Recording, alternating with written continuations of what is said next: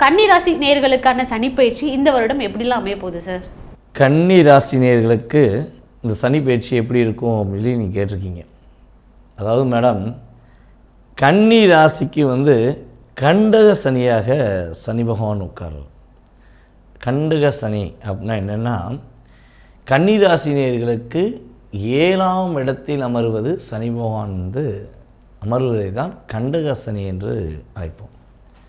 So இந்த கண்டக சனி வந்தால் என்னென்ன மாற்றங்கள் ஏற்பட போகுது அப்படின்னா, எதிரிகள் யார், இவங்களுக்கு எதிரிகள் யார் என்பதை எளிதில் கண்டுபிடிச்சிடலாம்.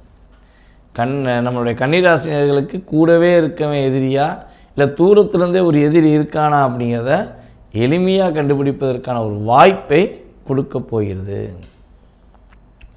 அதே போல் கன்னிராசினியர்கள் உங்களுடைய எதிர்காலத்தை நீங்கள் மிக மிக பொறுமையாக நிதானமாக அதை சிறப்பாக செய்து முடிக்கக்கூடிய ஒரு வாய்ப்பை சனி பகவான் கொடுக்க போகிறார்.